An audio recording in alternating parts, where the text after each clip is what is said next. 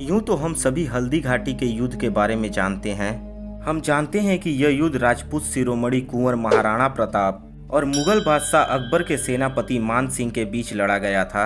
हम महाराणा प्रताप के घोड़े चेतक से भी अच्छी तरह परिचित हैं। हवा से भी तेज दौड़ने वाला चेतक, जिसकी व्याख्या हमें अलग अलग कहानियों या कहावतों में सुनने को मिलती है।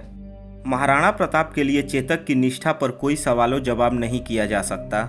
लेकिन उस हल्दी घाटी के युद्ध में एक और जानवर योद्धा था जिसकी चर्चा बहुत कम की जाती है।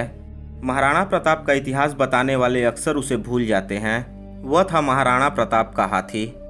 जी हाँ दोस्तों, महाराणा प्रताप के पास एक हाथी भी था जिसका नाम राम प्रसाद था।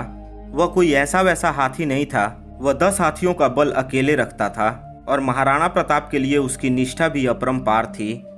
सवाल यह उठता है कि महानता की परिभाषा क्या होती है और हम लोग भारतीय इतिहास में आखिर किन लोगों को महान कहते हैं। अकबर लाखों लोगों को मारकर भी महान कहलाता है और महाराणा प्रताप लाखों लोगों की जान बचाकर भी महान नहीं कहलाते।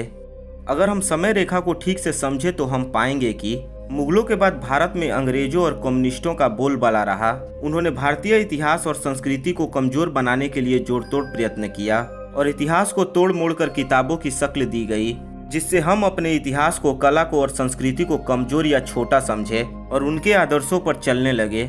ऐसा नहीं है कि केवल इन्होंने ही ऐसा किया। गौरी आए, गजनवी आए, पुर्तगाली आए, मुगल आए, सभी ने भारतीय संस्कृति, कला और इतिहास को केवल और केवल नोचा है। लेकिन हमारी संस्कृति इतनी महान है कि यह आज भी अपने अस्तित्व में है, वो भी मजबूती के साथ। अकबर और महाराणा प्रताप, इन दोनों में महान कौन था, इस बात की चर्चा अभी छोड़ते हैं और चलते हैं हल्दी घाटी के युद्ध के मैदान में।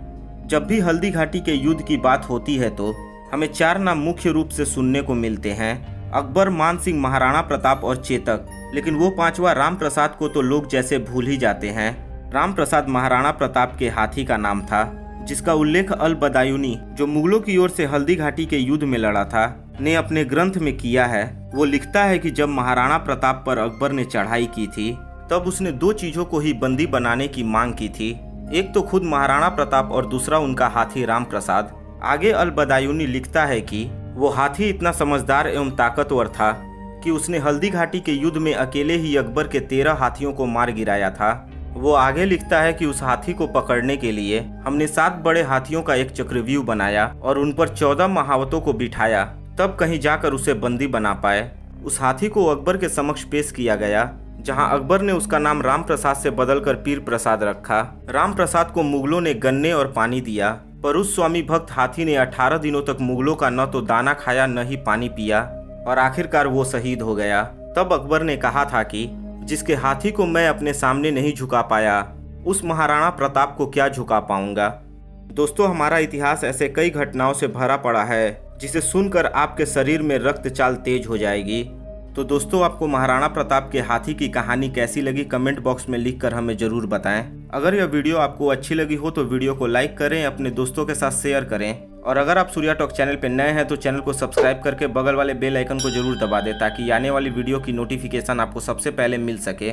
तो दोस्तों, मिलते हैं अगली वीडियो में। जय हिंद, जय भारत।